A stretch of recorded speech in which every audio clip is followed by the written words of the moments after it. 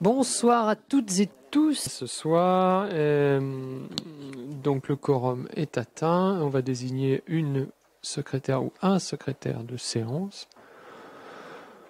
Daniel, très bien, merci. Donc on a un certain nombre de pouvoirs. Donc Estelle Joillan donne pouvoir à Lucie Baudin. Alain Thierry donne pouvoir à Catherine Leclerc. Aude donne pouvoir à Christelle. Sonia me donne pouvoir. Florence donne pouvoir à Jérémy. Et voilà pour les pouvoirs de ce soir. Petit mot pour vous informer en préambule qu'on a 2 classes donc, qui ferment à Charles de Gaulle pour cas Covid déclaré. Qu'on avait 2 classes, je crois, Lucie, si je ne me trompe pas, à Saint-Joseph. On en est à 4 classes déjà, donc on voit que ça circule, que c'est là, et puis enfin, voilà, dans les entourages divers, que ce soit les agents ou personnels, on voit que c'est bel et bien là. Donc prudence, on va voir, on attend de savoir si on se remet en mode télétravail un peu plus poussé aussi au niveau de la mairie, voir si on reprend des visios, un certain nombre de visios aussi, enfin voilà, en commission ou autre, hein, donc on va aviser dans les jours qui arrivent, mais bon, on voit que on n'en est malheureusement pas sorti, et puis surtout on sent quand même une saisonnalité, puisqu'on voit quand même que ça revient à certaines périodes et assez fort, donc pourvu que ça tienne dans les hôpitaux, et j'en profite pour saluer l'ensemble du personnel des hôpitaux, du monde hospitalier, des médecins, parce que on a beau dire, mais on tire sur la corde depuis quelques temps.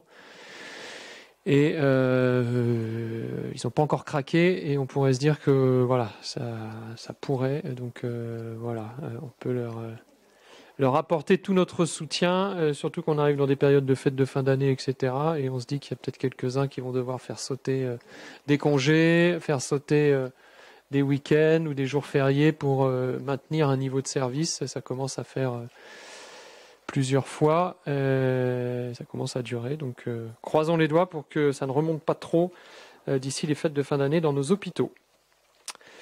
Je vous propose l'approbation du procès verbal en date du 12 octobre. Est-ce qu'il y a des questions, des remarques? Je mets aux voix. Qui vote contre? Qui s'abstient? C'est adopté. Merci beaucoup.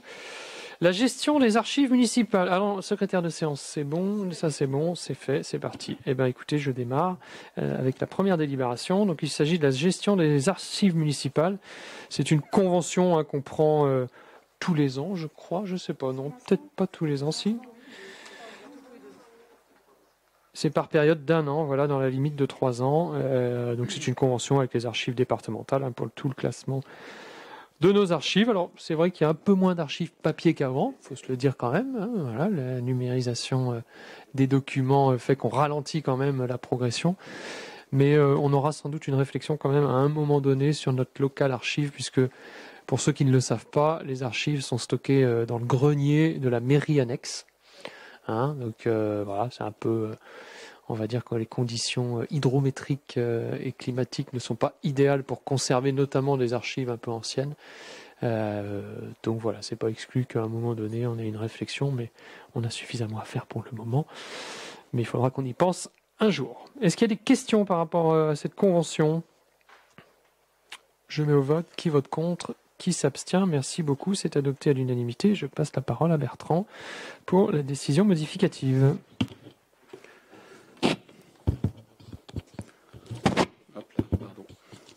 Donc, décision modificative numéro 4 au budget principal. Donc, la décision modificative numéro 4 de l'exercice 2021 a vocation à ajuster les inscriptions budgétaires du budget primitif pour tenir compte de la consommation finale effective des crédits, mais aussi des nouveaux engagements juridiques et comptables. Donc, dans ces inscriptions, on a des crédits en plus pour les dépenses de personnel pour 127 881,30 €. Pour l'antenne affaires générales, dont pour l'antenne des affaires générales, 104 078,68 €. Pour l'espace jeune, 23 802,62 €. Donc c'est sur le chapitre 012, charges de personnel. Il s'agit de régularisation liée au coût des protocoles Covid, aux indemnités de précarité à verser, au passage à temps complet d'un agent et à l'arrivée d'apprentis, à l'accueil de loisirs, aux espaces verts, à l'espace jeune et au périscolaire. On a des crédits en plus pour les subventions cantines aux écoles privées pour 540 €. Là, c'est au chapitre 65 pour les subventions. Donc, au total, en modification, on a 128 421,30 €, donc qui est équilibré par la minoration d'autant de dépenses imprévues en fonctionnement. Donc, chapitre 22 en dépenses imprévues. Après, ça c'était pour le fonctionnement. En investissement, on a des crédits en moins pour les équipements de la maison pour tous, moins 4 000 € de mobilier qui sont réimputés sur le CCAS. Voilà. Donc, et suite à la présentation du sujet en commission mixte des finances du 9 novembre 2021, il est proposé au Conseil municipal de bien vouloir approuver cette décision modificative numéro 4. Est-ce qu'il y a des questions, des remarques? Donc essentiellement l'ajustement des frais de personnel qui ont été liés à la difficulté qu'on a eue d'estimer le budget dans ce contexte crise sanitaire. Donc c'est vrai qu'on avait remis le même budget que l'année d'avant. Donc là, c'est un ajustement, je dirais, classique, en espérant qu'on ne dépense pas tous les crédits qui sont mis au budget. Mais bon, on verra ça à la fin de l'année. Et puis, on se projettera rapidement sur l'élaboration du budget de l'année prochaine. Je vous propose de mettre au vote. Qui vote contre? Qui s'abstient? C'est adopté à l'unanimité. Merci. Subvention spécifique attribuée au CCAS. Je dirais, il est temps. Il était attendu, oui. Donc, suite à la mise en place de l'espace France Service, l'analyse des besoins sociaux et certains ajustements d'écriture, le besoin de subvention de la ville s'élève donc à 128 000 € pour le CCAS. Idem l'année dernière, je crois, si je ne me trompe pas. Des questions? Merci, je mets au vote. Qui vote contre? Qui s'abstient? C'est adopté à l'unanimité. On continue avec l'approbation du rapport définitif de la Commission locale d'évaluation des charges transférées, CLEC, portant sur la gestion des eaux pluviales urbaines et accord sur la révision libre des attributions de compensation. Ça, c'est du titre. Donc la CLEC se réunit pour assurer la neutralité des charges transférées. Et comme Vitré Communauté a repris la compétence eaux pluviales urbaines, elle propose des modalités de financement de cette charge aux communes de l'agglomération qui ont transféré la compétence. Les communes vont continuer d'avancer les dépenses de fonctionnement, mais elles seront remboursées via les attributions de compensation que Vitré Communauté reverse aux communes. Concernant les dépenses d'investissement, les communes feront également l'avance et rembourseront ensuite Vitré Communauté, déduction faite du FCTVA.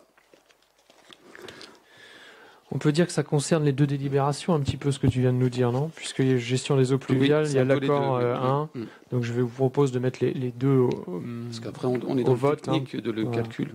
Et après, c'est l'accord sur la révision des AC, puisque ce sera déduit du coût de l'AC. Donc, je vous avais fait une petite explication en commission mixte de cette politique des eaux pluviales où on transfère à l'EPCI, mais finalement, en France, il y a toujours un moyen de laisser ça aux communes. Donc, on répatrie ça aux communes par un petit artifice.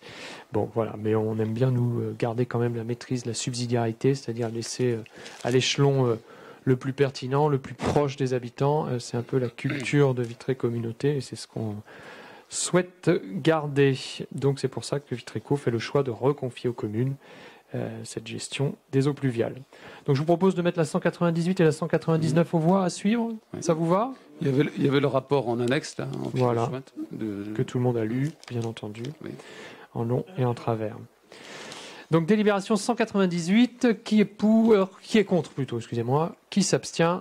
Merci beaucoup. Et délibération 199, qui est contre? Qui s'abstient? Merci beaucoup. Les frelons asiatiques, délibération 200. Bertrand, toujours. Alors, les Cassel-Bourgeois, donc sur leur demande, peuvent se faire rembourser tout ou partie de frais liés à la destruction des nids de frelons asiatiques par la commune, qui recourt à un prestataire agréé. Une habitante a récemment fait part de l'existence d'un nid de frelons, mais ne sachant pas s'ils étaient asiatiques, on ne sait pas toujours, celle-ci a pris en charge la facture de l'entreprise qui est intervenue. Normalement, un remboursement de la mairie s'opère par la prise en charge de la facture du prestataire. À titre exceptionnel, un courrier a été transmis à cette habitante, lui signifiant le remboursement des frais qu'elle avait avancés. Afin que cette situation ne puisse se reproduire, un regain de vigilance quant au partage d'informations est porté tant sur les services que vis-à-vis des habitants. Néanmoins, afin de faciliter leur remboursement, si le cas venait à se renouveler, il est proposé de généraliser la possibilité de remboursement a posteriori des particuliers résidant dans la commune. Voilà. Des questions? Je mets aux voix qui vote contre, qui s'abstient. Merci beaucoup, c'est adopté. Congrès des maires, prise en charge des frais liés à ce déplacement. Donc voilà, vous le savez sans doute, mais j'étais la semaine dernière au Congrès des maires. Aude y a fait un saut aussi. Il vous est proposé de prendre en charge les remboursements, sachant qu'en remboursement, il y a un aller-retour en train et 2 nuits d'hôtel. Les frais de repas, j'en ai pas payé un seul, donc il n'y aura pas de frais de repas. Il y a toujours un stand où on trouve un truc à manger au Salon des maires.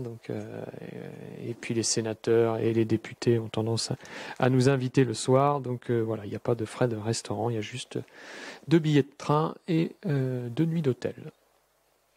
Voilà. Des questions? Je mets aux voix. Qui vote contre? Qui s'abstient? Merci beaucoup. Et on en parlait, mais je pense que l'année prochaine, s'il y en a qui sont intéressés, peut-être qu'on ouvrira un peu plus. Alors, faut anticiper pour que vous puissiez poser des journées, mais peut-être faire un minibus ou un truc pour pourquoi pas aller là-bas. Je sais que là, il y a des élus qui prennent aussi des Airbnb maintenant, qui se prennent un appartement avec plein de chambres et comme ça, qui montent à plusieurs élus sur 2 jours. Voilà, on en discutera, on essaiera d'anticiper tout ça. Et j'ai proposé aussi aux responsables des services techniques, à Claire, d'y aller, parce que c'est vrai que c'est assez intéressant et ça permet de balayer assez rapidement en fait un certain nombre de prestataires qui tournent autour des collectivités, de voir des nouveautés, de voir des innovations, de découvrir un peu des choses qui sortent un peu de l'ordinaire, et puis il y a un certain nombre de conférences aussi qui sont assez intéressantes sur l'évolution des collectivités. Et puis finalement, quand on revient aussi de là-bas, on se rend compte qu'on est pas mal chez nous. Je vous cache pas que quand on prend le temps de discuter avec des collègues maires d'autres régions de France qui vous parlent de difficultés à créer de l'emploi, à attirer les entreprises, et que vous leur dites que nous, c'est pas trop le souci du territoire. Quand vous parlez aussi de dynamique dans les écoles et que vous leur dites que nous, c'est pas forcément un problème chez nous. Le remplissage des écoles, la dynamique des commerces en centre-ville aussi. Enfin, en fait, il y a un certain nombre de sujets où finalement on se dit que voilà, on a quand même un territoire très très dynamique. On a aussi la chance d'être finalement très proche de la nature, ce qui n'est pas le cas de toujours tout le monde, et de ne pas être encore trop impacté par des changements climatiques. Parce que c'est vrai que quand on discute avec certains maires du sud de la France notamment, ceux qu'on a pu voir aux informations, qui subissent des orages assez violents et des inondations assez fortes, on se rend compte qu'en Bretagne, on est quand même particulièrement privilégié par rapport à tous ces phénomènes climatiques violents aujourd'hui dans certains territoires. Donc voilà, ça rassure aussi parfois quand on rentre de se comparer et de se dire que y a beaucoup de choses en Bretagne qui sont déjà lancées, qui sont avancées, et on n'est pas en retard. On parle de friches. Cette année au Salon des maires, il y avait beaucoup de sujets sur les friches industrielles. C'est vrai que sur Vitré Communauté, en fait, on n'a pas de friches. On se rend compte qu'on a cette chance-là, nous, de ne pas avoir de friches industrielles qui créent des verrues dans des villes et dans certaines zones d'activité, ce qui est toujours pénible et ce qui coûte très cher à les collectivités quand vous devez... Alors on avait eu Thales, vous vous souvenez du site Thales, on avait mis un billet de 500 000 € pour requalifier ce site Thales, et vous avez aujourd'hui des collectivités qui doivent sortir 1 million, 1,5 million pour réindustrialiser. Alors l'État aide en ce moment. Malheureusement, on n'a pas pu bénéficier de ce fonds friche, mais heureusement, l'État a pris le problème à bras-le-corps et investit et soutient aujourd'hui la requalification des friches. Mais donc voilà, on a de la chance, profitons-en, continuons et essayons d'avoir un coup d'avance. Alors, on est un peu en retard quand même sur un sujet, faut se le dire, c'est les énergies renouvelables, j'avoue. J'avoue que, voilà, s'il y a un sujet où je me dis qu'on n'est pas encore... alors après, c'est sûr qu'on n'a pas le soleil du sud pour le photovoltaïque, donc on est peut-être un peu moins incité. Mais il y a, voilà, je vois Eric qui hoche de la tête, mais en effet, s'il y a un sujet sur lequel voilà, faut peut-être qu'on accélère un peu, en tout cas qu'on avance nos réflexions, c'est les énergies renouvelables, parce que c'est pas, voilà, c'est pas là-dessus que la commune de Châteaubourg est la meilleure. Donc voilà, ça nous fait des sujets de réflexion et des axes de travail. Voilà pour cet aparté sur le Congrès des maires. Alors ensuite, Itep-les-Rochers, je passe la parole à Christelle, délibération 202.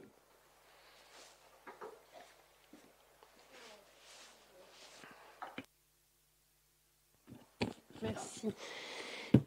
Donc, le 21 septembre dernier, l'Itep-les-Rochers a formulé une demande de subvention exceptionnelle auprès de la commune pour un projet cirque afin de permettre aux enfants de l'Itep et des écoles de se rencontrer et d'être immergés sous formes différentes et à travers divers rendez-vous dans l'univers de la création artistique cirque.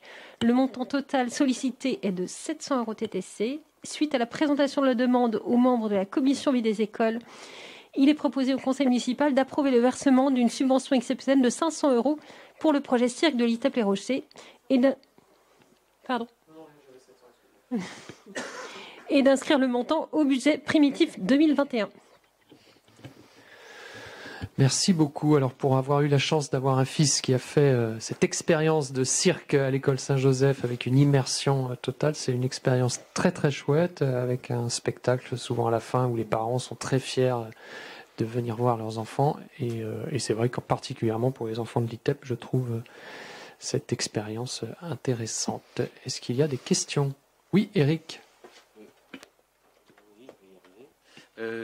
Ça représente combien d'enfants à l'ITEP? À peu près une quarantaine.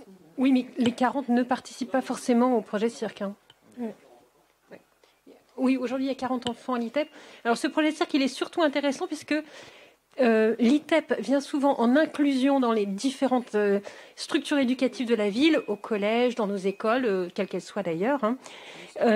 Et cette fois-ci, c'est l'ITEP qui invite à venir en ces murs. Donc c'est une inclusion inversée, j'ai envie de dire, et pour une expérience ludique et artistique qui est particulièrement riche. Donc l'ADL y est déjà allé et a fait cette expérience. Ça a été une grande réussite pour toutes les tranches d'âge qui sont passées là-bas. Et puis on espère que voilà, les écoles de Châteaubourg vont s'emparer de cette opportunité pour y aller aussi. Merci beaucoup. Et j'ai eu la chance tout à l'heure, je suis allé visiter le nouveau bâtiment qui est encore en chantier. Hein, donc ils ont du retard lié notamment à des problématiques de livraison de matériaux et de menuiserie particulièrement. Donc il n'y a pas que chez nous. Voilà, donc c'est un très très beau projet, un très très gros projet, hein, le nouveau bâtiment de l'ITEP. Mais c'est vrai que ça fait envie. Voilà. On a un bâtiment qui est vraiment avec des grandes baies vitrées tournées sur toute la campagne de Châteaubourg en hauteur, là, avec une vue vraiment dégagée et très claire, très fonctionnelle. Donc voilà, un très très beau projet. Maintenant, ils ont du mal à se projeter pour l'instant sur le déménagement dans ce nouveau bâtiment, puisque voilà, ils sont confrontés à des problématiques de retard de chantier. Ils ont, on va dire 1 an par rapport au premier planning, ils ont 1 an de retard. Aujourd'hui, ils pensent avoir 1 an de retard. Bon, après, il faut compter le Covid, donc on peut déduire cette période-là quand même. Mais ils ont 6 mois de retard aujourd'hui, réel en temps de chantier, lié notamment à des difficultés d'approvisionnement. Donc ça, on est en plein dedans. Donc j'espère qu'on va pas subir la même chose sur la médiathèque, mais oui, 3 semaines de 11 heures, c'est vrai. Mais c'est pas des problèmes d'appro, là, c'est des problèmes de... Mais donc voilà, bon, voilà, j'espère qu'on pourra faire une belle inauguration. Et en effet, après, ça va faire un beau bâtiment aussi pour permettre d'accueillir soit le centre de loisirs, soit des classes de nos écoles pour aller sur des ateliers là-bas où ils ont des locaux qui sont assez remarquables. Enfin, ils auront des locaux assez remarquables. Je vous propose de mettre au vote cette subvention. Oui, Jérémy, excuse-moi. Alors, ils nous sollicitent à 700 €, on leur propose que 500. Pourquoi cette différence? La commission.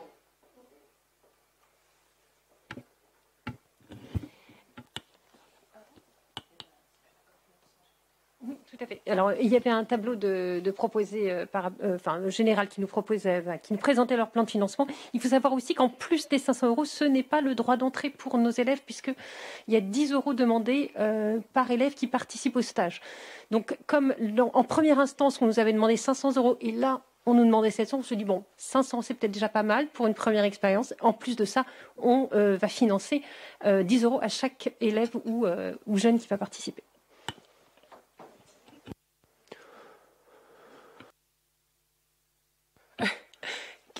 Sais-tu qui est-ce qui intervient C'est une compagnie? C'est comme... Si c'est envisageable de connaître. Oui, alors, je n'ai plus le nom en tête, mais effectivement, c'est une compagnie qui ne fait que ça, en fait, qui ne fait que du cirque pédagogique. Oui, celle qui est probablement, enfin notamment... Alors, c'est pas la même que celle qui était passée à Saint-Jean. Mais celle qui est peut-être à Cesson? C'est possible. Tous en piste, quelque chose comme ça. Oui, c'est ça. C'est tous en piste, oui, effectivement. Ils ont daté... Ils ont mis une date pour Alors, il y aura 3 interventions différentes, 2 sur le site de Châteaubourg, une sur le site de Liffré, parce que c'est un partenariat, en fait, puisque l'ITEP dépend des ARS, du ministère de la Santé. Donc, c'est la DRAC, les ARS et l'ITEP qui ont ce partenariat-là dans leur projet culturel. Donc, un chapiteau dressé à Châteaubourg devant le Grand Manoir, c'était septembre et ce sera avril. Et Liffré, c'est en janvier, parce qu'ils ont une salle qui permet d'être au chaud, en fait. Et ça n'a rien à voir avec le cirque qui s'est récemment implanté à Châteaubourg. Je vous rassure. Je mets aux voix. Qui vote contre? Qui s'abstient? Merci beaucoup. Et donc nous passons à la réhabilitation de la grange en salle associative. Donc l'avant-projet qu'on va projeter, comme ça vous allez bien l'avoir en tête. Donc là, il est proposé en fait d'arrêter le montant, le coût prévisionnel des travaux de 180 000 euros hors taxe, de fixer le taux de rémunération de l'architecte K Architecture à 10% du montant des travaux, soit 18 000 euros hors taxe, donc considérant que la rémunération définitive du contrat de maîtrise d'œuvre est calculée sur le montant prévisionnel des travaux en phase APD, donc il vous est proposé, et que le montant prévisionnel des travaux en phase SPD est de 181 000 euros. Donc vous voyez, globalement, le montant APD correspond au prévisionnel qu'on avait estimé à 1 000 euros près, donc c'est plutôt bien. Donc la rémunération de la mission de base est donc de 18 100 euros hors taxe. Voilà, et vous savez, le beau visuel qui est juste derrière, et comme je vois Monsieur Deniel qui habite juste à côté, donc que j'ai rencontré pour le rassurer, et que bien sûr, si Sagazik doit être dans ce bâtiment, c'est à condition que l'acoustique qui est prévue dans ce bâtiment fonctionne, bien entendu, et que les riverains n'aient pas de nuisance, mais c'est ce qui aujourd'hui nous est garanti par l'architecte, et nous ferons donc un test grandeur nature avec les riverains et Sagazik pour bien vérifier qu'une fois que tout est terminé, cela fonctionne bien, sachant qu'il n'y aura pas que Sagazik dans cette salle. L'objectif, c'est aussi d'avoir les salles de chorale. Il y a Sensa Mesura, par exemple. Il peut y avoir d'autres chorales qui se développent. On avait développé, avant le Covid, les plateaux chansons aussi, donc des petits concerts de chansons françaises qui pourraient très bien, en acoustique, venir se passer ici, voilà, avec un petit apéro dans la partie cours. Donc voilà, tout ça, c'est à imaginer, à développer, et l'objectif, c'est de prendre des subventions aussi sur ce projet, puisqu'on a eu des subventions d'accordées, donc on doit démarrer les travaux avant la fin de l'année. Donc on va juste commencer le déblayage, on va dire ça comme ça. Donc ça va enchaîner très rapidement, je ne sais plus, c'est 40% je crois, de subventions, je crois. Hein. Si je ne me trompe pas, on a 40% de subventions. Donc voilà, il faut les prendre, il faut y aller, hein, c'est fait, et ce ne sera plus à faire, comme on dit. À quelle date c'est prévu la livraison du bâtiment? C'est pas encore calé. On va dire qu'on va vite commencer les travaux, puisqu'il faut les commencer avant la fin de l'année pour toucher la subvention. Donc on va déblayer, comme on dit, faire le déblayage et puis faire un ordre de service. Et puis après, on est en train de caler le planning en fonction des artisans, parce que la problématique aujourd'hui, c'est le délai et la disponibilité de nos artisans. Mais assez rapidement, enfin, l'objectif, c'est que fin d'année prochaine, voilà, à la fin de l'année prochaine, ce soit terminé. Est-ce qu'il y a d'autres questions? 35% de subvention aujourd'hui. Donc voilà. Serge, petit chantier, ça pour Serge. Ça, c'est tranquille, Serge. Là, suivi de chantier, là, ça, il va trouver ça trop facile, peut-être. Est-ce qu'il y a... C'est vrai qu'il pourrait limite en faire une partie lui-même. Hein?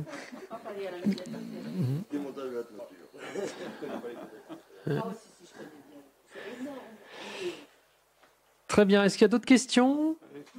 Je vous propose de mettre au vote. Qui vote contre? Qui s'abstient? Merci beaucoup. C'est adopté à l'unanimité. Nous passons au plan local d'urbanisme. Monsieur Hubert Desblés. Voilà, effectivement, donc sur cette première délibération, donc c'est l'approbation, une modification simplifiée numéro 1 du PLU.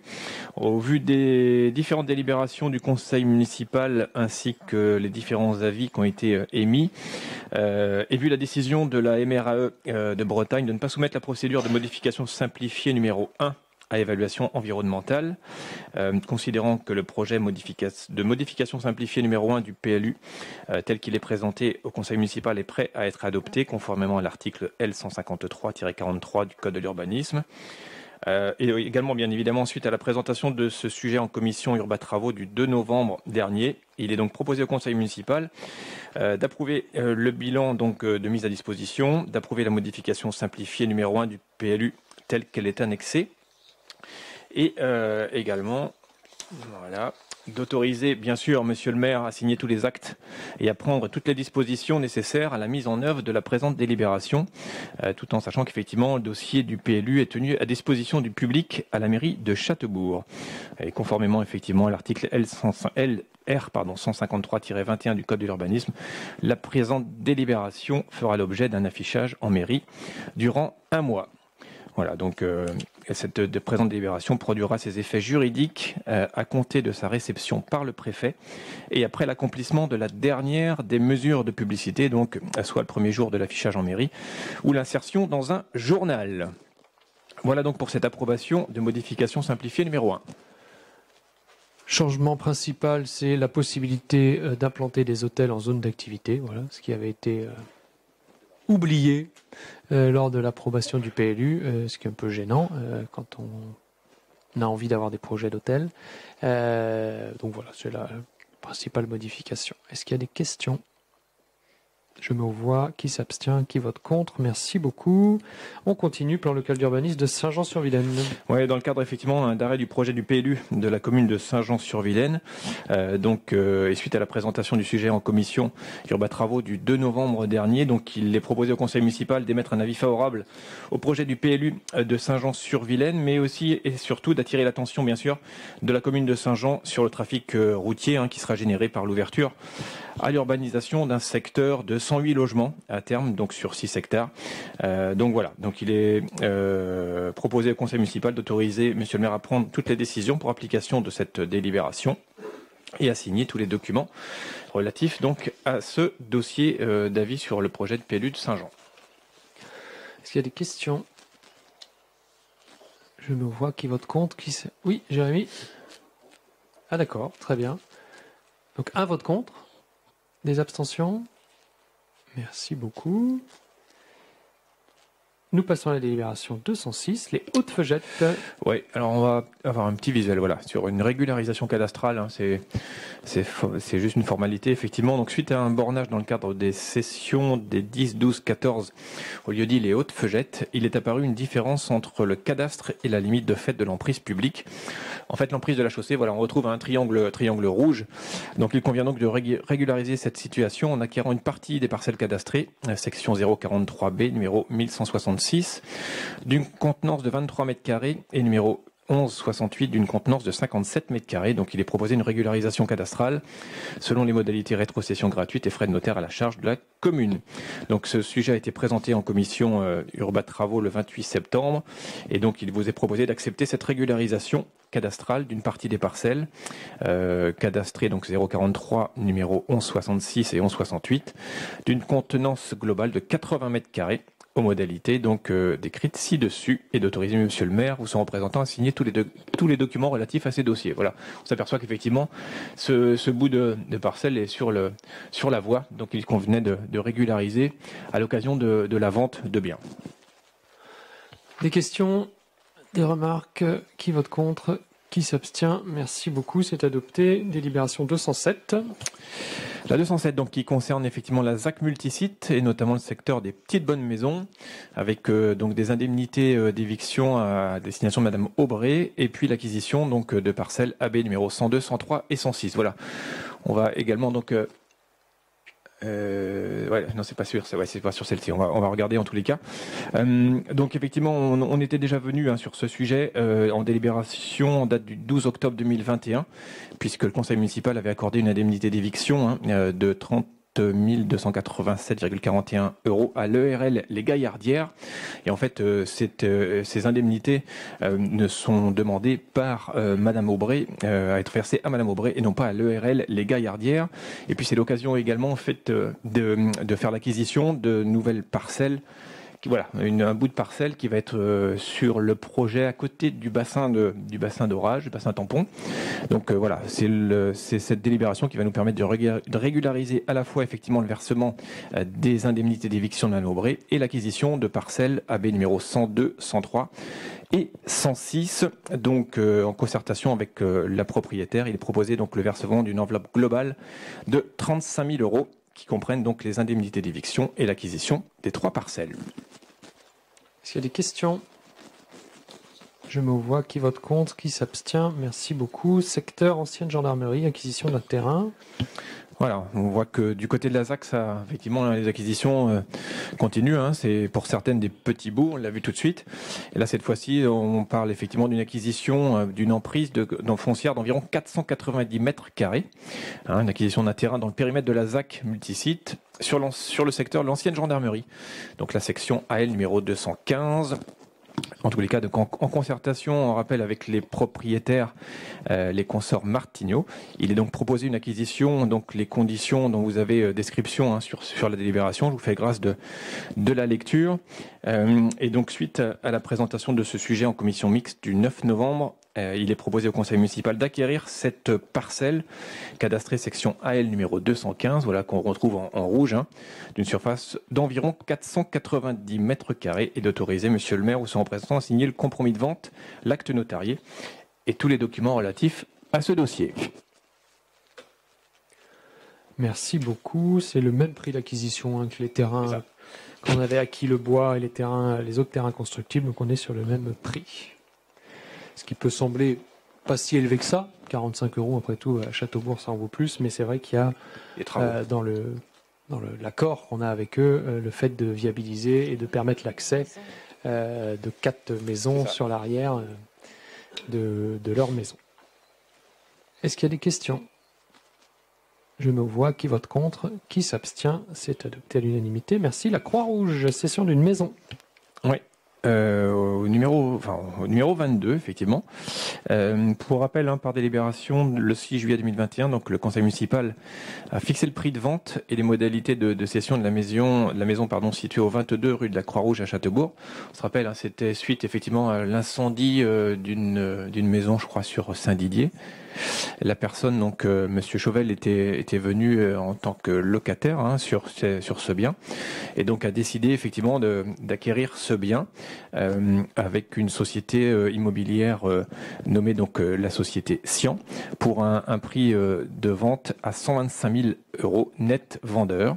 Et donc suite à cette présentation, donc en commission service technique urbain travaux le 2 novembre dernier, il est proposé de prendre acte de cette vente du bâtiment, donc qui est situé au 22 la Croix-Rouge à Châteaubourg, à la société Sian au prix de vente de 125 000 € net vendeur. Est-ce qu'il y a des questions? Je me vois qui vote contre, qui s'abstient, c'est adopté. Merci beaucoup. Et nous passons au DIA. Voilà, c'est l'heure de voyager un petit peu. Alors, quelques DIA, effectivement, le 2021 082. Terrain non bâti, cadastré section ZA numéro 294 à la Emarga, 47 mètres carrés. Alors c'est une régularisation, je crois que c'est Vitré Communauté qui fait l'acquisition, qui revend un petit bout de terrain dont le propriétaire avait besoin. Donc voilà, 47 mètres carrés, donc pas de préemption évidemment. Ouais, 2021 083, une habitation, section donc AE numéro 154, qui se trouve au 16 boulevard de la Liberté. Là, on a une parcelle de 376 mètres carrés. Pas de préemption. La 2021-084, une habitation cadastrée section 298A, qui se trouve au 19 rue des Landelles. Ah. On mettra une autre couleur alors. Ok. Donc, on a une parcelle donc, qui fait 200 mètres carrés. Alors voilà, on arrive à des cessions de Néotoa, me semble-t-il. L'ADIA 2021-085, un terrain non bâti, donc au lieu dit les chaussées.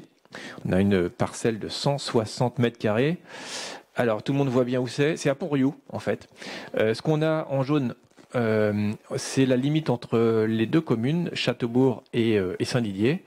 Et puis là, voilà, donc là c'est au-dessus de la Vilaine en fait. Hein, donc c'est voilà, donc là-dessus pas de préemption évidemment. La 2021-086, une habitation, un square Sainte-Anne. Donc voilà, c'est dans le cadre des appartements là-bas. Donc pas de préemption. La 2021-087, une habitation qui est située à la Gaudière. Voilà, donc le long aussi, on a une superficie de 1267 mètres carrés. Donc voilà, il y a un projet aussi, semble-t-il, derrière tout ça. Ouais, la 2021-088, une habitation donc à la Cadolière. Voilà, donc c'est rue des Étangs. Hein. Voilà, effectivement, voilà ce projet qui est en train de sortir puisqu'on va avoir d'autres délibérations. Donc on a la 2021-088 également à la Cadolière. Donc on est sur la même en fait, puisqu'on a un petit bout. Voilà, c'est le découpage hein, qui est différent en haut. C'est ça. C'est ça. Et on les aura de toute façon à venir. La 2021-089, c'est un terrain non bâti. Pardon, la 090, excusez-moi. L'habitation, voilà, c'est au 29 rue de Paris.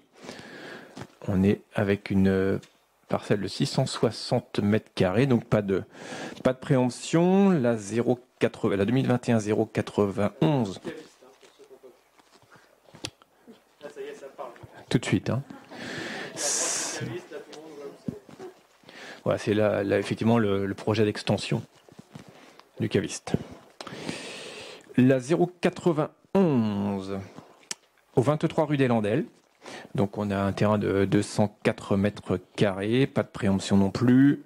2021-092, on est au 39 rue des Ormes, parcelle de 496 mètres carrés, pas de préemption. 2021-093, une habitation au 21 rue des Landelles. Voilà, on reste dans le coin des Landelles, hein, effectivement. Pas de préemption également sur cette parcelle de 236 mètres carrés. Voilà pour ce qui concernait de notre petit voyage de la soirée. C'est ça. C'est ça. Programme d'accession aidé, où vous êtes locataire au début, et puis quand vous êtes content d'être là et que vous voulez rester là, vous achetez. C'est pour ça qu'on a 3 maisons à suivre, 3 maisons. C'est ça. D'accession aidée. Les gens qui sont bien. Merci beaucoup Hubert. Aude n'est pas là, donc je prends le relais. Programme de travaux de voirie 2020, prolongation des délais. Donc dans le cadre de l'entretien courant de la voirie communale, la collectivité souhaite passer un marché avec une entreprise spécialisée pour la réalisation des prestations suivantes: le renouvellement des revêtements routiers, la réparation des structures chaussées, le renouvellement des chemins piétonniers. La commission MAPA du 1er septembre 2020 a procédé à l'examen des différents plis, etc., etc., etc. Je ne vous détaille pas. Selon les critères établis pour cette consultation, l'entreprise SRAM TP est la mieux disante. Le conseil municipal, dans sa séance du 15 septembre 2020, a attribué le marché à l'entreprise SRAM TP avec un délai de réalisation de travaux pour le 30 octobre. En raison des conditions météorologiques, certaines prestations ont été reportées en 2021, entraînant une prolongation de délai de 12 mois. Donc c'est une délibération de prolongation de délai. Est-ce qu'il y a des questions ? Des remarques? Je mets aux voix. Qui vote contre? Qui s'abstient? Merci beaucoup. C'est adopté. Et juste en aparté, puisqu'on en a parlé sur le diagnostic voirie, moi j'ai vu un certain nombre d'entreprises aussi sur Salon des maires, donc j'ai demandé à Nicolas de contacter les quelques entreprises de diagnostic voirie que j'ai pu voir au Salon des maires pour qu'on ait un benchmarking un peu plus grand et voilà, de pouvoir choisir. D'où l'intérêt d'aller au Salon des maires. Je me suis fait une matinée voirie, c'était très sympa. Voilà, je suis allé voir tous les gros faiseurs de voirie pour me mettre à jour sur mes compétences en matière de voirie. Donc voilà, ça sert à ça des fois. Je vous cache pas que l'après-midi, j'ai dû faire les terrains de foot synthétiques, c'était un peu plus sympa, enfin ça m'a plus passionné, les équipements sportifs, mais la voirie, c'était bien aussi le matin, ça m'a mis de bonne humeur. Mais en tout cas, il y a du travail. En tout cas, ça m'a conforté dans le fait qu'il y a du travail et que ça bouge aussi dans la voirie et qu'il y a des nouveaux sujets passionnants. Donc, et que la prise en compte je fais une aparté, j'ai l'impression d'être en off, mais je raconte ma vie. En fait, les gros faiseurs de voirie, leur stand ne parlait que de transition environnementale. Donc c'est dans l'image, vous aviez en fait toutes les grosses entreprises, la Colas, Cefage et autres, et en fait tout leur stand était tourné sur la transition environnementale, le développement écologique, etc. Ce qui fait qu'on n'a pas le choix et ce qui prouve bien que aussi toutes les entreprises qui travaillent sur le TP sont dans cette démarche-là aussi et sont très attendues sur ces sujets-là et l'ont bien compris. Donc voilà, c'était une aparté, comme on parle un peu de voirie et de contournement aussi des fois routiers chez nous. On voit que les choses bougent aussi dans le TP. Alors ensuite, groupement de commandes entre la ville et le CCAS pour les marchés de nettoyage de la vitrerie, de fourniture de matériel, etc. etc. Donc c'est un groupement de commandes entre la ville et le CCAS, comme on a coutume d'en faire sur certains sujets. Voilà, est-ce qu'il y a des questions ? Merci, je mets aux voix. Qui vote contre ? Qui s'abstient ? C'est adopté. Très bien. Denrées alimentaires, comme Vincent est rentré chez lui, je vais faire cette délibération. Donc attribution de l'accord cadre. Donc l'objectif, on doit avoir 2 diapos de projetés, je crois. Voilà, donc c'est un marché à assistance à maîtrise d'ouvrage. Donc on est passé par une entreprise, un assistant à maîtrise d'ouvrage qui s'appelle Valae. C'est la première fois qu'on passait. Donc on veut tester cette nouvelle façon, je dirais, de passer des marchés. Donc ils vont nous accompagner, ils nous ont accompagnés dans le cadre du passage de ces marchés avec l'ensemble des lots que vous découvrez, épicerie, produits surgelés, produits laitiers, bœuf, veau, etc., etc. Je ne vais pas détailler l'ensemble des lots. Vous avez les entreprises qui ont été retenues dans le tableau, donc avec Pro à Pro pour l'épicerie, Passion Froid pour le produit surgelé, Passion Froid pour les produits laitiers, donc ça c'est l'attributaire numéro 1, Vivalia pour les légumes, Terrazur pour les produits de la mer, Manger Bio 35 pour l'agriculture bio, Épicaveur, Réseau Krill, SPLO, Terrazur en attributaire numéro 2 et attributaire numéro 3, on retrouve DS Restauration et Team West notamment. On vous a fait une petite slide un peu pour vous résumer les fournisseurs. Donc vous voyez dans nos cantines. Donc l'objectif sur le pain, donc le pain du midi proviendra essentiellement de chez Sorignet, le pain du goûter de chez Bio Honoré de Châteaubourg, les pâtes viendront de la maison Hermine, donc pâtes bio exclusivement. Les compotes viendront des vergers de Châteaubourg, donc voilà, on prend aussi chez nos industriels locaux. Les pommes bio et les œufs frais bio viendront du verger de Mitran-Crâne. Produits laitiers, marque Tribala notamment, et les autres c'est SPLO de l'Ermitage. Et puis épicerie donc Pro à Pro de Saint-Gilles et Épicaveur de Saint-Jacques-de-la-Lande. Et la volaille viendra de la Vicomte sur Rance. Donc on n'a toujours pas réussi avec les poulets de Janzé, mais ça viendra un jour peut-être. Et les objectifs politiques, vous les avez avec ce nouveau contrat. Donc l'objectif, en passant avec Valae, qui est un assistant à maîtrise d'ouvrage, c'est 1, d'obtenir des prix plus intéressants, 2, d'acheter des produits locaux et bio-labellisés, de répondre aux obligations de la loi Egalim. Et notre objectif, c'est globalement d'avoir 50% de produits alimentaires durables de qualité. Alors bon, il y a différents labels, etc. Avec bien sûr au moins 20% de bio, sachant que les produits locaux hors bio et hors label ne rentrent pas dans ces catégories. Même si parfois un produit qui n'est pas bio, qui n'a pas l'étiquette bio, peut être aussi bien élevé qu'un produit non bio. Je pense notamment à la viande où c'est pas toujours facile de trouver du bio. Et donc c'est vrai qu'il n'y a pas le marché viande puisqu'on va acheter en direct. Hein, voilà, on n'a pas réussi à trouver, avoir une réponse satisfaisante dans le marché. Donc on va on va maintenant faire des achats en direct sur ces produits-là. Donc c'est Billy qui s'occupera pour la viande d'aller chercher ses producteurs locaux en matière de viande. Donc on peut lui faire confiance. Pour ceux qui étaient à l'inauguration de la Maison de l'Enfance, on a pu se rendre compte de tout le talent de notre cuisinier, de nos équipes, qui vont faire un super buffet. Donc voilà, c'est pas là une question de compétence. Il y a la compétence, il y a la volonté politique, il y a le budget. Donc maintenant, il n'y a plus qu'à.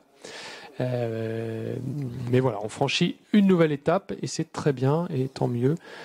Continuons, c'est dommage d'aller chercher des produits à l'autre bout de la France ou de l'Europe ou du monde, alors qu'on a la chance d'être dans une région où finalement acheter local, c'est pas si compliqué que ça, que ce soit via des petits producteurs ou des industriels qui font un excellent travail, comme Tribala par exemple, pour ne pas les citer. Mais autant, ou les vergers de Châteaubourg, autant aller prendre la compote quand même, qui est fabriquée sur place, plutôt que d'aller chercher je ne sais quel industriel. Donc c'est l'objectif atteint maintenant. On va les goûter peut-être un jour. Oui. Cathy, toi qui as suivi un peu tout ça. Non, si, vas-y.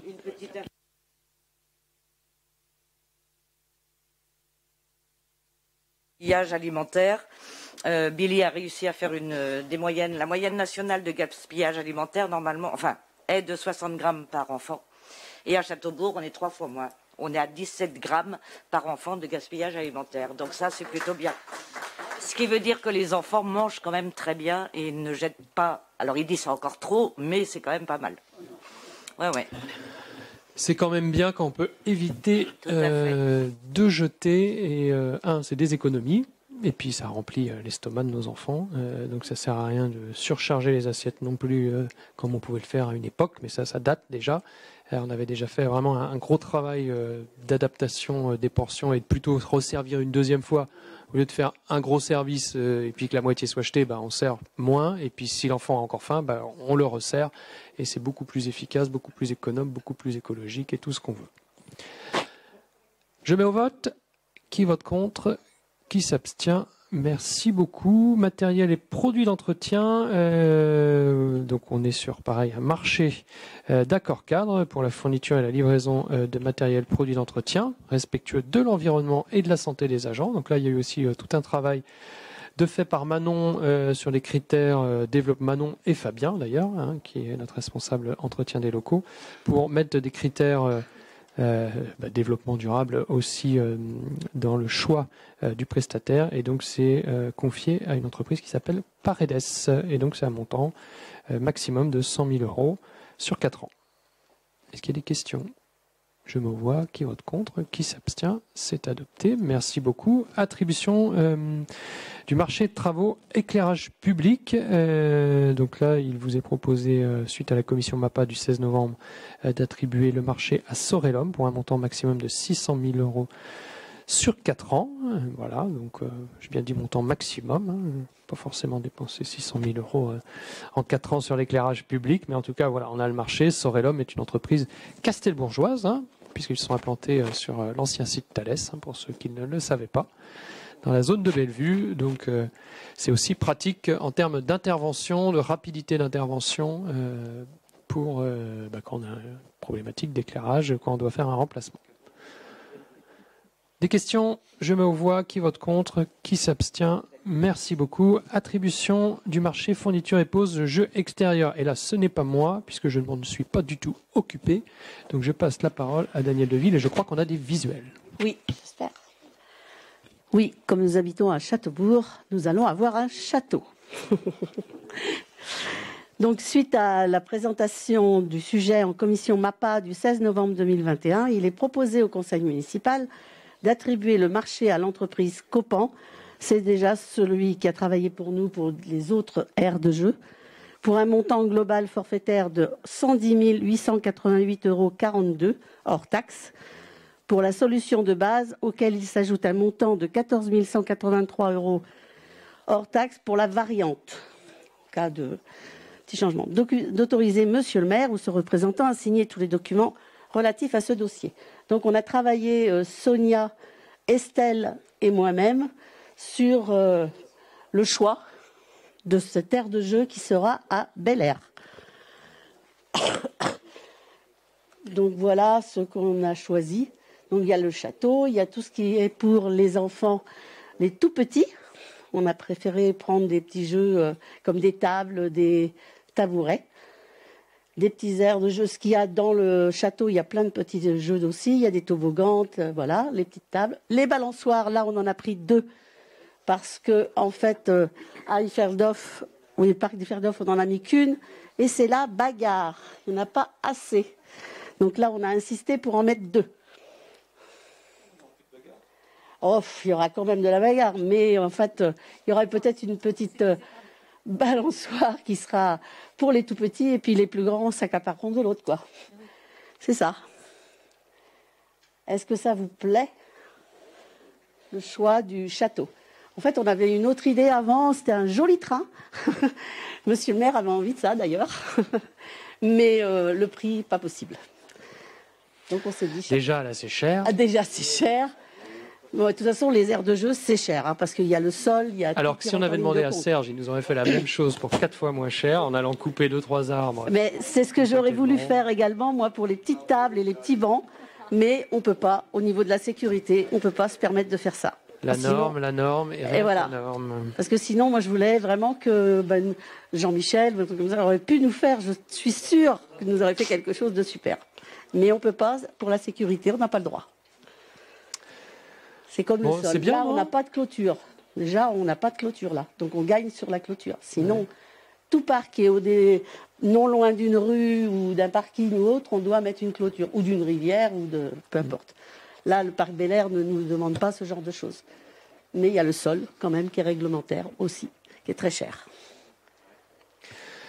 Non, mais c'est très joli. Enfin, moi, je trouve ça bien. Puis le petit clin d'œil du château de Châteaubourg. Bon, depuis le temps qu'on le cherche ou que ceux de Village Étape le cherchent parfois, on pourra leur indiquer que c'est dans le parc Bel-Air qu'il y a le château. Bon, voilà. Clin d'œil que je trouvais. C'est bien.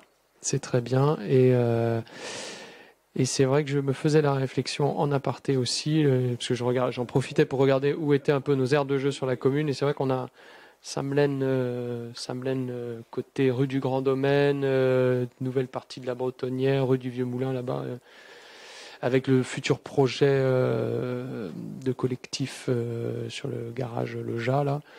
Je pense que si on arrivait à trouver un petit espace aussi pour remettre peut-être une petite aire de jeu dans ce coin-là, qui servirait à la fois au bout de la Bretonnière, mais aussi aux futurs logements, appartements qu'il pourrait y avoir. Voilà, d'être plutôt Samelaine, mais Samelaine au bout de Samelaine. Donc voilà, je pense que ce serait intéressant. On a aussi les anciens jeux, enfin les jeux qui sont en ce moment à Bel-Air, qui vont être déménagés également à la Bretonnière. Enfin, c'est ce qu'on avait dit. Maintenant, il faut trouver le lieu où. Et le château et tous les jeux qui sont à côté seront à la place de ces anciens jeux. Et Eric, je sais ce qu'il va me dire. Il va me dire, n'oubliez pas l'araignée qu'il y avait avant. Ce serait bien de remettre des choses. En effet, là-haut.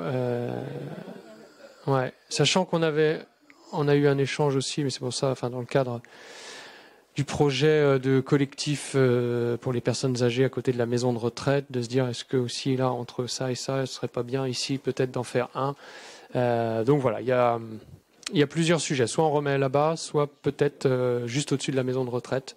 Ça pourrait être intéressant aussi pour les enfants qui viennent, les petits-enfants qui viennent voir leurs grands-parents à la maison de retraite, d'avoir une petite aire de jeu. Mais voilà, il faut qu'on discute avec les riverains et qu'on se mette d'accord. Le parc où il y avait l'araignée manque de quelque chose maintenant. Bah oui. C'est sûr, il n'y a plus rien. Bah oui, et puis en plus, si, il reste... non, l'aire de jeu a été fermée. Je ne sais pas s'il est rouvert.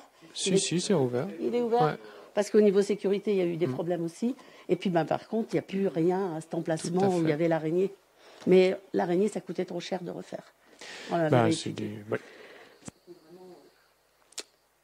Très bien, en tout cas, merci beaucoup pour le travail fait. Elles ne sont pas là, mais Sonia et Estelle qui se sont investies avec Daniel sur ce sujet. Est-ce qu'il y a des questions ?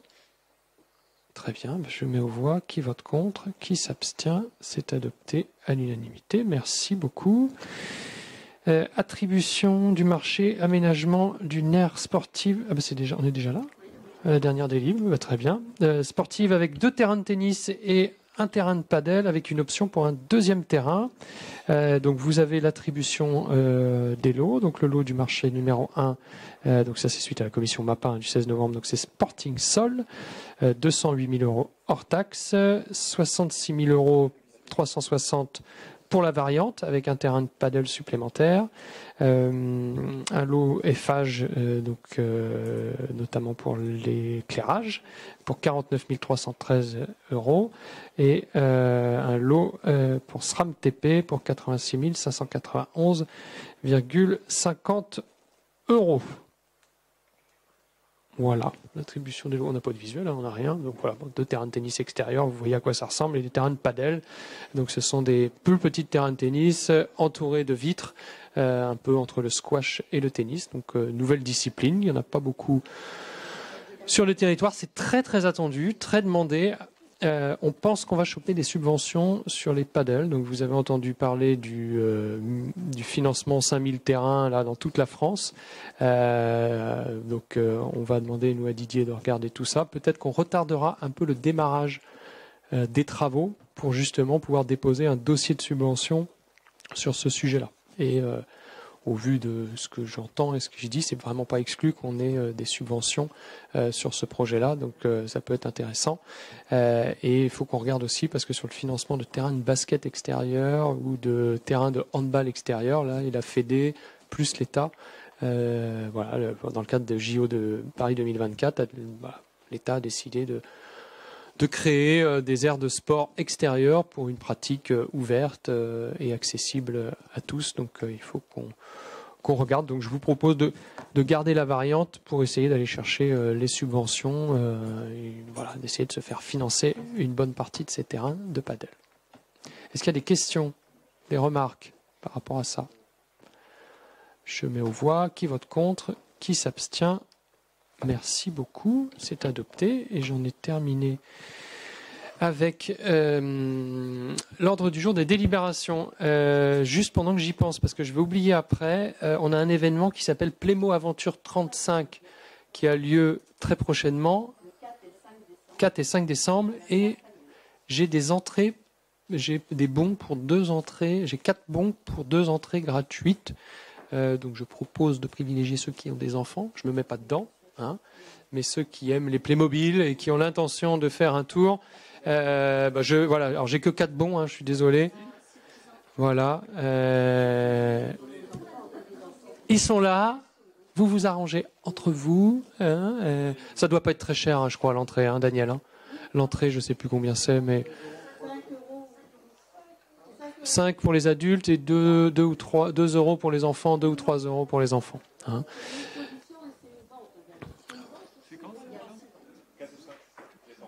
4 décembre. Voilà.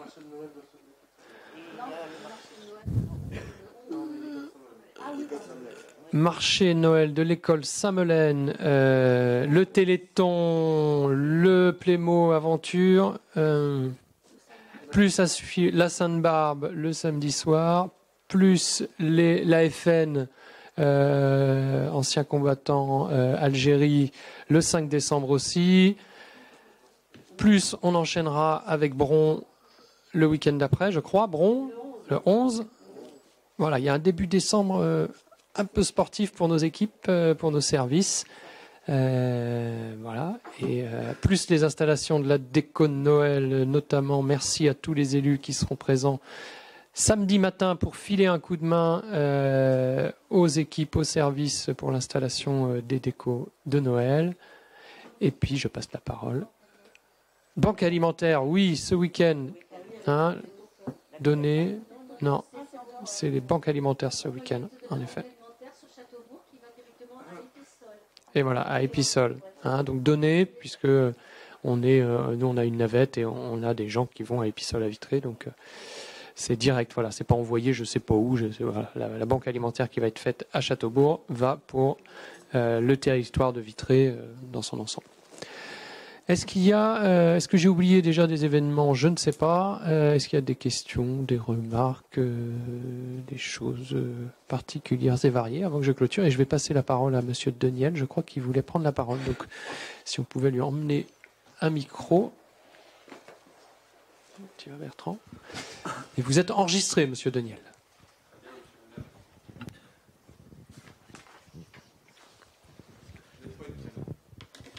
Merci beaucoup.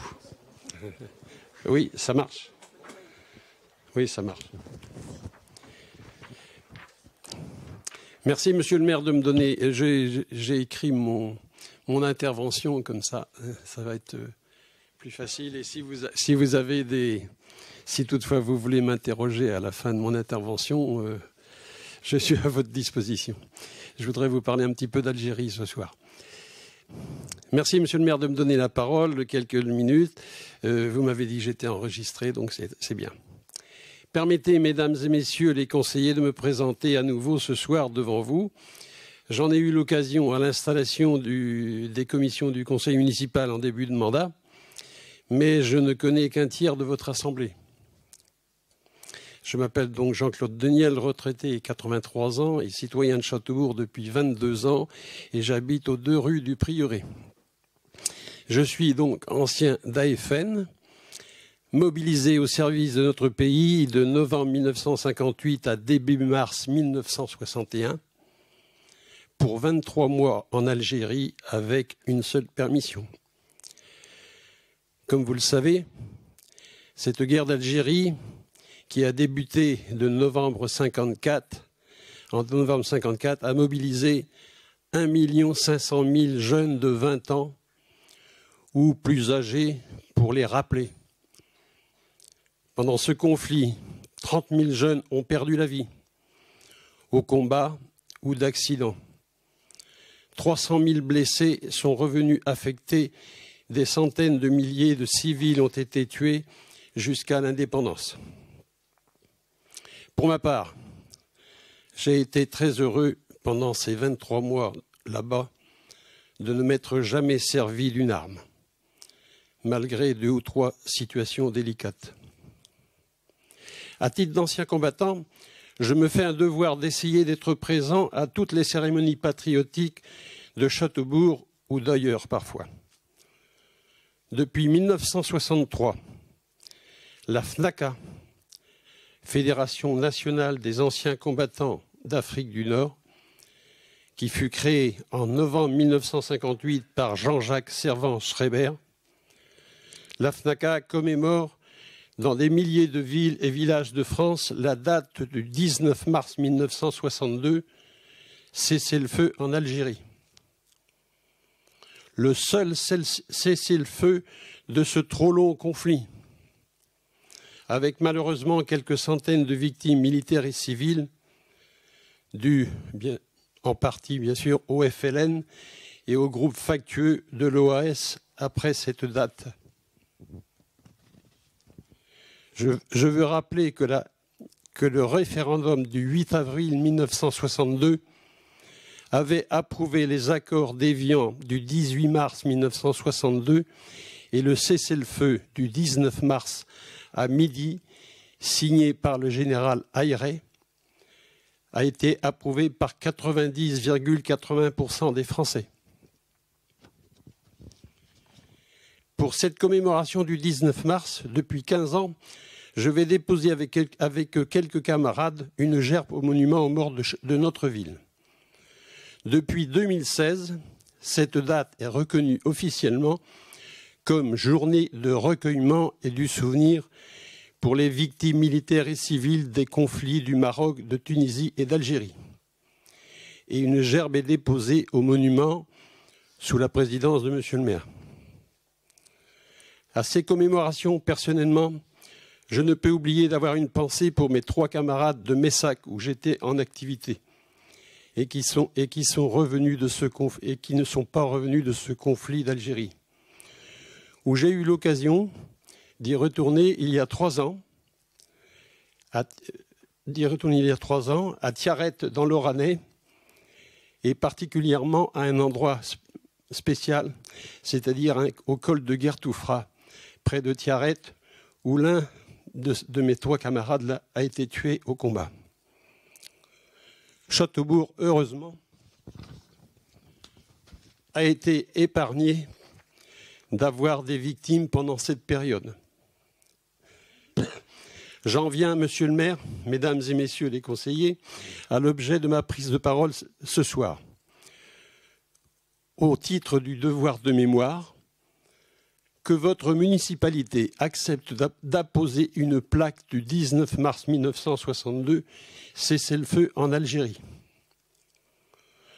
L'an prochain, le 19 mars, sera commémoré le 60e anniversaire de la fin de la guerre d'Algérie dans des milliers de villes et communes de France. En novembre dernier, j'ai adressé à Monsieur le maire une demande dans ce sens.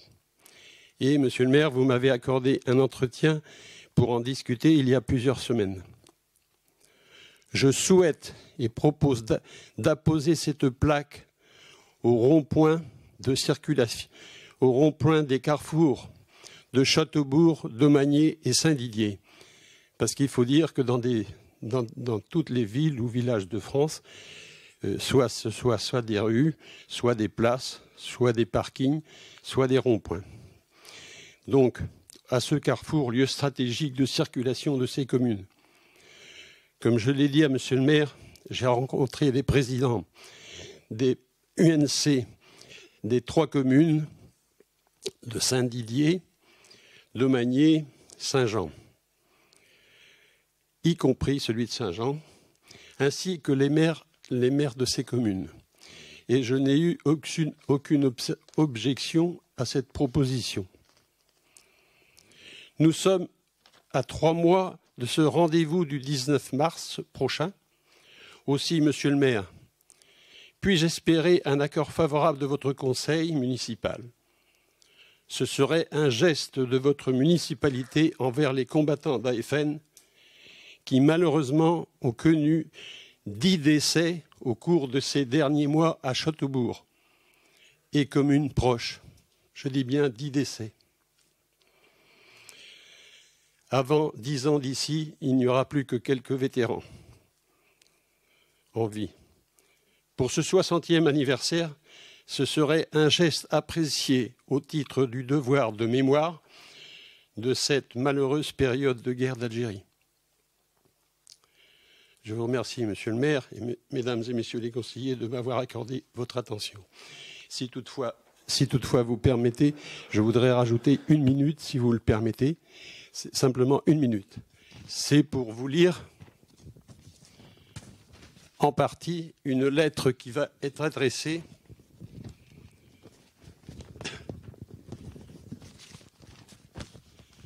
par le secrétaire général de la FNACA au président de la République en ce qui concerne le 60e anniversaire. Monsieur le président de la République, l'année 2022 sera marquée par le 60e anniversaire de la fin de la guerre d'Algérie. Je me permets, Monsieur le Président de la République, de vous demander toute votre attention concernant les nominations et promotions dans les ordres nationaux. La Fédération nationale des anciens combattants en Algérie, Maroc et Tunisie, la FNACA, seule association spécifique à la guerre d'Algérie et au combat des Maroc et Tunisie, forte de 271 000 adhérents, première association d'anciens combattants de notre pays, serait honorée d'apprendre que le président de la République décide d'une promotion spéciale dans le cadre de ce 60e anniversaire. D'autre part, Monsieur le Président de la République, permettez-moi de vous faire part d'une certaine rancœur partagée par les 271 000 adhérents de la FNACA et très certainement par tous les anciens combattants en Algérie, Maroc et Tunisie quant au fait que les 30 000 militaires morts pour la plupart à l'âge de 20 ans n'ont pas eu droit à une cérémonie nationale dans la cour des Invalides. Certes, l'époque n'était pas la même, Monsieur le Président de la République. Il n'est jamais trop tard pour nous ressaisir et pourquoi pas décider, à l'occasion de ce 60e anniversaire, d'une cérémonie nationale dans la cour des Invalides avec un catafalque recouvert du drapeau tricolore représentant ces 300 000 jeunes gens et qu'une unique légion d'honneur leur soit décerné collectivement à titre posthume et qui serait par la suite symboliquement apposé sur la colonne centrale du mémorial quai Branly à Paris, là où se trouve ce mémorial, où se trouvent tous les noms des jeunes décédés en Algérie, des soldats décédés en Algérie. Un discours à cet effet, Monsieur le Président de la République, serait un hommage qui leur serait rendu, même, Monsieur le Président de la République, 60 ans après. Je vous promets qu'il serait fortement apprécié par l'ensemble des anciens combattants et victimes de guerre de notre pays. Toujours en regard de cette année mémoire, nous serions heureux, Monsieur le Président de la République, que vous accordiez une entrevue à notre secrétaire national. Je termine par les formules habituelles. Je vous remercie beaucoup, Monsieur Daniel.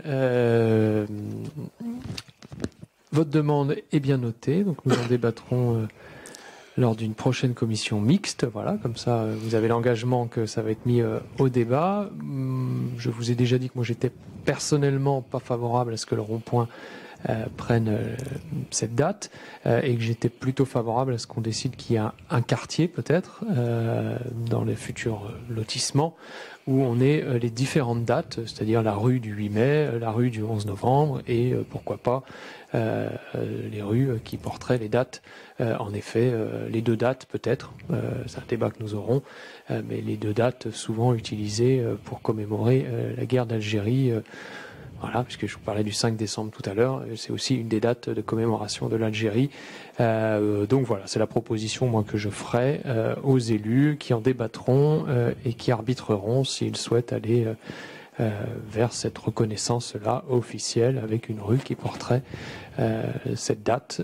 Mais je ne la veux pas seule, ça s'inscrira dans un quartier global où on aura les différentes dates importantes de commémoration. Ça pourrait être une piste de réflexion que je vous soumets, vous y réfléchissez et nous en débattrons très librement. Voilà, vous pouvez regarder un peu avant pour ceux qui veulent creuser un peu l'histoire et comprendre cette différence entre deux dates de commémoration. Voilà, il y a un débat qui existe depuis de nombreuses années sur les commémorations de la guerre d'Algérie. Donc voilà, je vous invite à faire un peu de lecture, pourquoi pas aller interroger Monsieur Daniel pour ceux qui veulent avoir un peu plus d'informations. Et puis nous en débattrons dans la prochaine commission mixte, donc d'ici 15 jours, 3 semaines à peu près. Et puis on vous fera un retour de l'avis qui sera fait des élus. Bien, si vous permettez, je peux ajouter quelques mots. Rapidement, Monsieur Daniel. Oui, d'accord. En ce qui concerne, bien sûr, vous faites référence aux deux dates de commémoration d'Algérie. Il faut savoir que bien sûr, cette date du 5 décembre a été instituée du temps du président Chirac, mais cette date n'a aucune signification historique. Elle ne rentre pas dans l'histoire de la France. C'est simplement la date d'inauguration du mémorial du quai Branly à Paris. Or, la différence, bien sûr, avec le 19 mars 62, le cessez-le-feu de la guerre d'Algérie, cette date, elle rentre bien dans l'histoire de France. Hein. Ça, elle est inscrite dans l'histoire de France. Donc c'est ça la différence. Les élus ont bien compris, Monsieur Daniel, et vont s'informer et on vous fera part de l'avis des élus d'ici un mois maximum. Alors sinon vous me dites effectivement, Monsieur le maire, que vous avez, c'est très bien, je vous en remercie. Si effectivement vous envisagez avec votre conseil de débattre de ça. Quant à la question de l'emplacement, Monsieur le maire, j'ai bien sûr la proposition de mettre ces dates patriotiques dans les rues d'un lotissement. Bon, je ne sais pas d'ailleurs quand est-ce que ça pourra se faire, parce que actuellement en cours, il n'y a rien en cours. Mais la différence de ma proposition, vous voyez, c'est que donc là, ce serait quand même une rue, bien sûr, 19 mars 62, cessez-le-feu en Algérie, dans un coin de rue d'un lotissement, avec les autres dates. Bon. C'est moins fort qu'un rond-point, je ne le cache pas. Mais après. Voilà. Alors, c'est pour ça que ma réflexion, vous savez bien qu'on avait déjà eu l'occasion lorsque le rond-point a été fait, j'avais déjà proposé cette solution. Et puis, à l'époque, vous n'aviez effectivement pas accordé votre accord, mais ce rond-point n'est toujours pas baptisé. Je pense que c'est une proposition qui peut être, qui est soumise à votre conseil et qui rend pour toutes les communes environnantes, vous voyez,